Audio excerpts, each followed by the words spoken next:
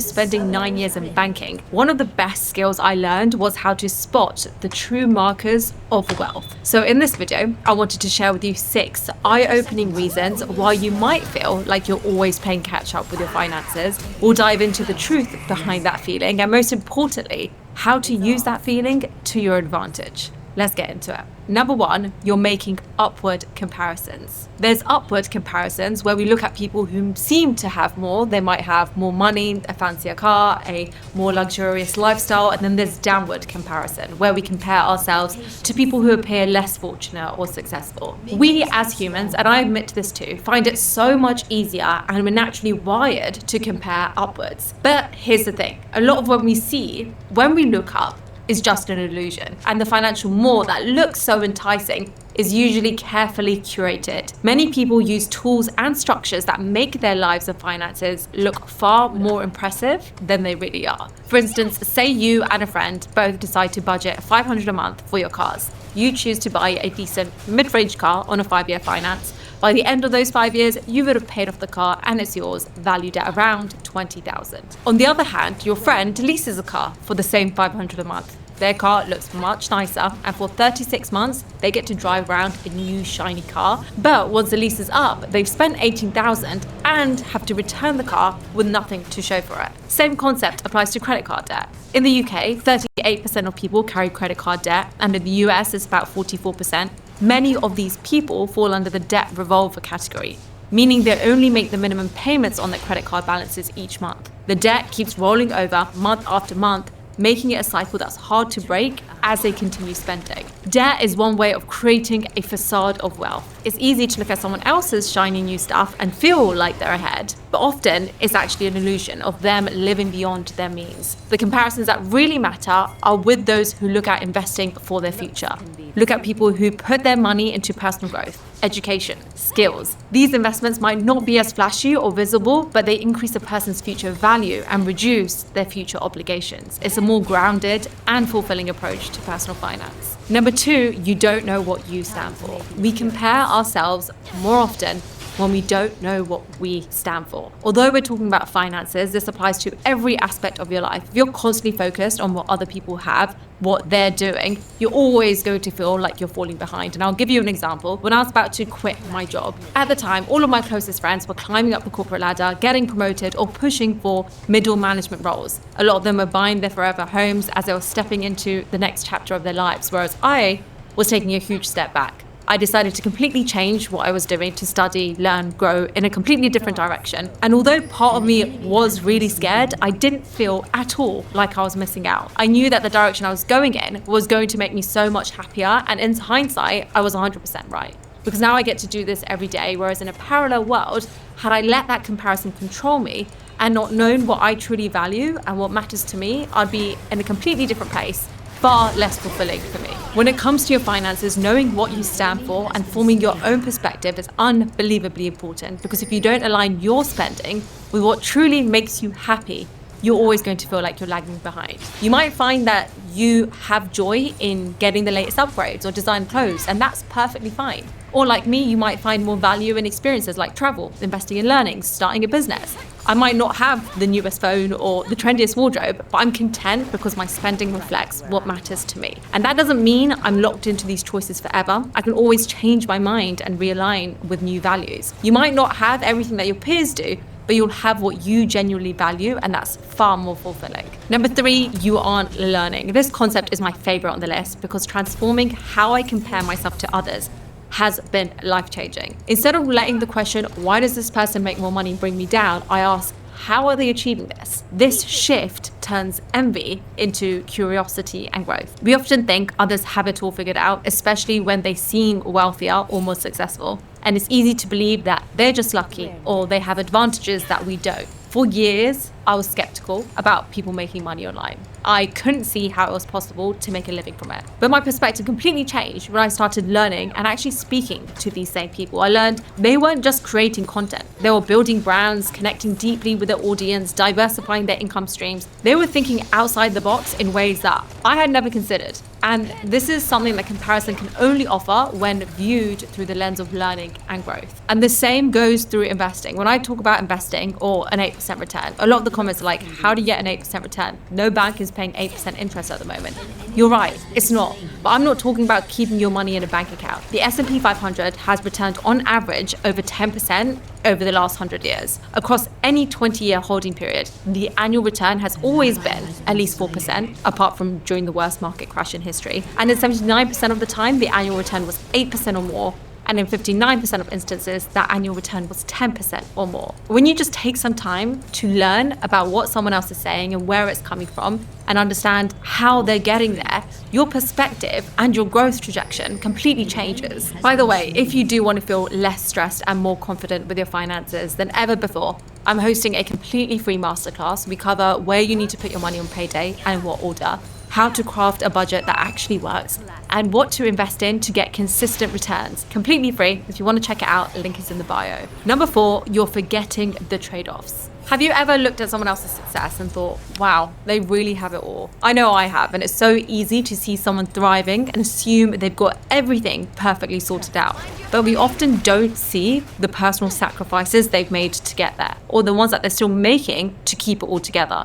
We miss the late nights, the missed family moments, the doubts they've had to overcome. Take spending habits as an example. You might see someone jetting off to an exotic location and wonder, how can they afford that? What you don't see are the sacrifices they're making elsewhere to be able to afford that. Perhaps they live in a modest home, they drive an older car, they skip out on new clothes because traveling is the thing that brings them joy. When you get to know people better, or you look at their lives holistically, you often realize that their sacrifices might not be the ones that you'd want to make. Understanding this helps you stop comparing your best moments to theirs, because you recognize that their struggles might be incomparable to your own. Number 5, you're following the wrong sea. When it feels like everyone around you is more successful or has more money, it's easy to fall into a trap of competition. But collaboration can take you so much further than competition ever will. I've been working on something, a personal project, for about 4 months now, and I had almost finished it when a friend told me about a similar project that she had just seen launched online. When I checked it out, my heart sank. I felt deflated, thinking I'd spent all this time and now I have to compete with someone else who has already done it and launched and had elements of it that were better than mine, and I couldn't replicate. I could have just treated this as competition, but instead I emailed the founder, told him what I do, gave him a high-level overview of my idea and how I think we could collaborate, and now we're working on a new product that combines both of our ideas and execution in one. And this really taught me that collaboration can open doors you never knew existed. Many people are willing to let their guard down if you approach them with a genuine interest and a collaborative spirit. It often just takes one person to break the ice and to set aside the ego and the pride, and the other person usually responds in the same way, realizing that you're not out to compete but to build something better together. Number 6, you haven't focused on you for a while. When was the last time you truly looked at your spending and asked if it makes you happy? It's easy to get caught up in tracking budgets and controlling expenses, especially if you've been following my videos. You're clearly dedicated to getting your finances on order. But in the process, you might have forgotten to spend on the things that bring you joy. Part of the journey in getting your finances together is also about enjoying the fruits of your labor. When you make room for spending on what genuinely makes you happy, you start to appreciate your financial decisions more. And when you're building your own financial confidence and you're so focused on your own path, you won't have time to envy other people or even compare to other people. So this weekend, take a moment for yourself. Treat yourself to something that brings you happiness, whether it's a nice meal, indulging in a hobby that you love, a small treat, or even sitting down to thoughtfully track your expenses for the month. Let it be something that enriches your life. This way you'll find more joy in your own journey and less need to compare yourself to others. Thank you for watching. If you found this useful, please share it with someone who might be feeling like they're financially behind and just needs a little reminder on how to let go of that feeling. I hope to see you next week. Right where I want them. We often think of financial freedom as some distant concept, something that is reserved for a fortunate few or those who are part of this exclusive circle. But the reality of achieving financial freedom is not on the far side of some crazy, complex set of instructions that you need to figure out on your own. And so in this video, I wanted to walk you through the 4-step payday routine that I believe, if you can get right, will help you master your financial life with less stress and more confidence than you've ever had before. Before I get into it, what does financial freedom mean to you? I asked you guys this question on my newsletter some time ago, and I wanted to read out some of the snippets from the answers that I got. Financial freedom means to me being able to choose where I want to sit on an aeroplane and not having to worry about the additional cost. Being able to eat good food whenever I want and enjoy a fresh haircut every 3 months. Flying home to see my parents. I haven't seen them in 4 years. Taking up a new hobby, trying a new experience, just doing something for the first time and not feeling bad about spending money on it. Being able to try a new business venture without worrying about how it'll take away from being able to pay for my day-to-day expenses. Financial freedom is more than just a number. It's a feeling. It's a state of mind. It's the idea of feeling so confident and in control of your finances that you're able to spend freely on the things that you love today, knowing that it's not taking away from your other priorities and your bigger life goals. So let's get into the 4 steps. By the way, if you're someone who wants to go away and implement everything from a video step by step, I have a downloadable cheat sheet that gives you the summary of each of these points and details on exactly what you need to do. It's completely free and you can download it in the description below. The first step is to track. There is a famous quote that is, the first step towards getting somewhere is to decide you're not going to stay where you are. And then I would say the second step towards getting somewhere is to know where you currently are. I always hear people say, I'm trying to save more this year, or I'm trying to spend less this month. And my first question is always, how much did you spend last year? Or how much did you spend last month? Most of the time, they have no idea. But if you don't know where you currently stand, how can you get better? So that's the very first thing to do. Track where you are right now. You want to categorize your spending into 3 buckets. Your fundamental expenses, your fun expenses, and then the amount you're putting towards the future you. Fundamental costs are your essential living costs. So this includes your mortgage, your rent, utilities, car or transportation, groceries, and minimum debt payments. You want to try and aim for all of these to total up to less than 50 to 60% of your take-home pay. If you are thinking there is no way that these costs can total less than 60% of my take-home pay, then the 2 you want to start with focusing on are your car and your home, because these tend to take up the biggest chunk of our income. And we don't need to be able to afford to pay for the entire purchase. We just need to be able to afford the monthly payments. And so because of this, we end up buying a bigger home or a nicer car than our debt to income ratio allows. So other than the 50 to 60% guideline for your fundamental costs, another way to see if you're on track is to add up all of your monthly debt payments, so your mortgage, your car payments, and any other loans or debt payments that you have, and divide it by your monthly gross income. And you want to try and keep this between 35 to 50%. 35% is on the good side, 50% is on the higher side. If you want to balance enjoying the things you love today with long-term investing and short-term saving, then it's going to be hard when you have a huge car payment or a mortgage payment that takes up all of your income. It may be that you have to make some uncomfortable changes in the meantime, but they will be temporary and it will make a big difference. Once you're past step 1, we move on to step 2, which is to save and repay. A third of adults in the UK have no savings or less than £1,000 in their bank account. And 78% of Americans don't even have 1 month of their income saved up. If you are able to save just 1 month of your living costs, then you are in a better place than most people. And this is purely for the psychological comfort. When something goes wrong, you already have the financial stress of worrying about how you're going to pay for it.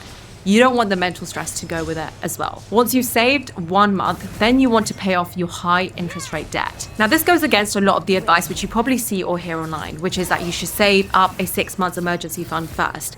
So I want to explain why I say it in this order.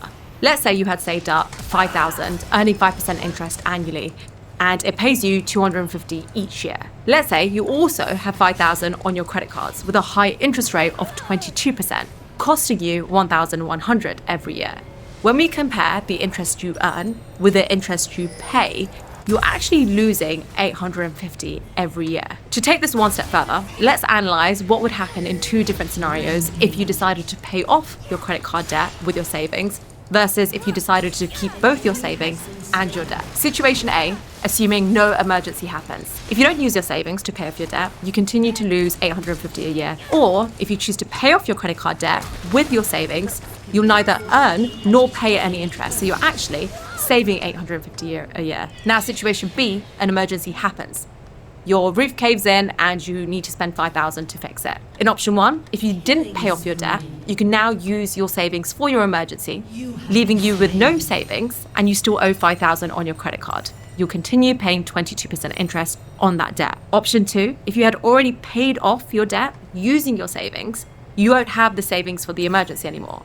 So you need to use your credit card again. So paying off the debt will save you money in interest payments, putting you in a better financial position unless an emergency forces you to borrow again. Then you'd be in no different of a situation than you were in originally. That is the reason why I talk about doing it in this order. Once you pay off your high interest rate debt, then you can also build out your emergency fund to 3 months, 6 months, while simultaneously doing the next step as well, which is number 3, to invest. This is really important because this is where real long-term wealth is created. This is where 10% of your income should be going at a minimum. And the way in which you invest really depends on what path to financial freedom you want to take. There's the investing in yourself route. So this comes down to investing in your knowledge, investing in your skills, whether it's entrepreneurial skills, sales, marketing, business, or skills that increase your value as an employee. So, for instance, leadership training, skills that help you get to where you want and build wealth faster by increasing your personal value. Then there's a passive route, which is investing in assets that compound. Real estate, the stock market. If you can dedicate 10% to this, 10% of your income every month, this money will grow and compound, and there will be a point where you make more from your investments than you do from your income. Let's look at 2 scenarios. If you started investing at 35 years old and you invest $500 a month for 10 years, then by the time you're 50, you would have $190,634. And of that, only $90,000 is your own money. The remaining $100,000 is free money that you made in interest. Whereas if you started investing at 40, you could still end up with a similar portfolio by the time you're 50, $191,249, but you would have to put in $1,000 a month.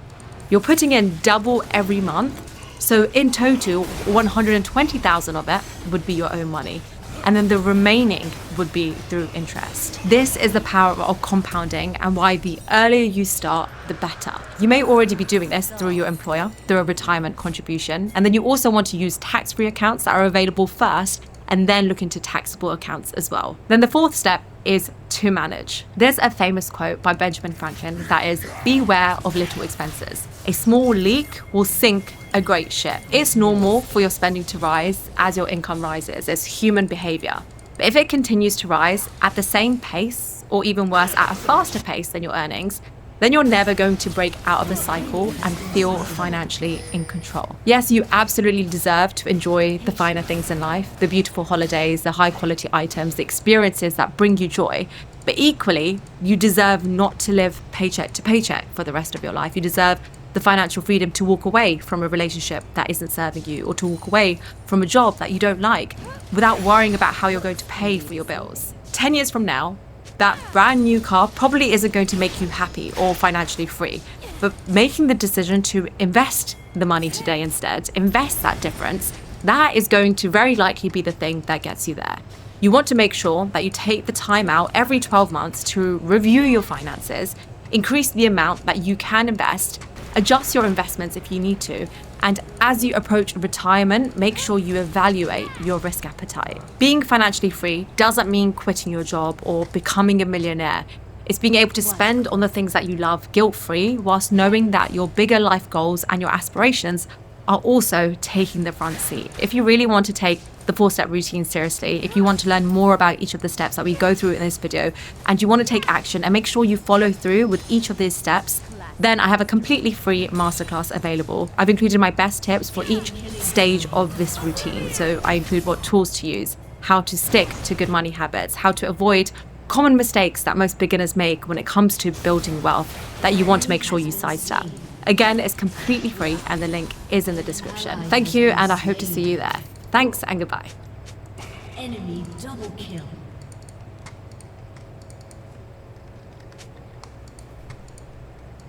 What I would love to do is call someone to my office on Friday. I love firing people on Friday. Barbara Corbett in the house! My next guest is one of the biggest names in real estate, a successful entrepreneur and star of a hit TV show. Now the female titan is getting some heat. The minute a woman cries, you're giving away your power. Barbara is definitely over the top. If I wasn't dyslexic and I didn't have a hard time in school, I don't think I would have been successful. I think I had 22 jobs before I started my own business. Every person I meet is in real estate in New York. So how do you become the best? I was competing with the old boys network, and they were asleep at the wheel. Nobody was thinking of new ideas in real estate. I would think of the greatest bullshit to create publicity. Did I manipulate them? I played my cards. Everything I've done in my life has been one long attempt to show the world that I'm not stupid. Ramon Simone. He was my boyfriend at the time, and he offered to loan me $1,000 to start a business with him. He was my 51% business partner. He ran off with my secretary the 7th year we were in business. Yeah. He said, "You'll never succeed without me." You know, insult can really be a wonderful motivator. I knew I was going to succeed. I had to, just because I had to show him that he was wrong. If you're driven by these unhealthy insecurities, you need to go and see a shrink. I'm afraid to see a shrink. Why? Why? Well, you ask good questions. Damn you. I had an issue. I felt... Before this episode starts, I have a small favor to ask from you. 2 months ago, 74% of people that watch this channel didn't subscribe. We're now down to 69%. My goal is 50%. So if you've ever liked any of the videos we've posted, if you like this channel, can you do me a quick favor and hit the subscribe button? It helps this channel more than you know, and the bigger the channel gets, as you've seen, the bigger the guests get. Thank you and enjoy this episode.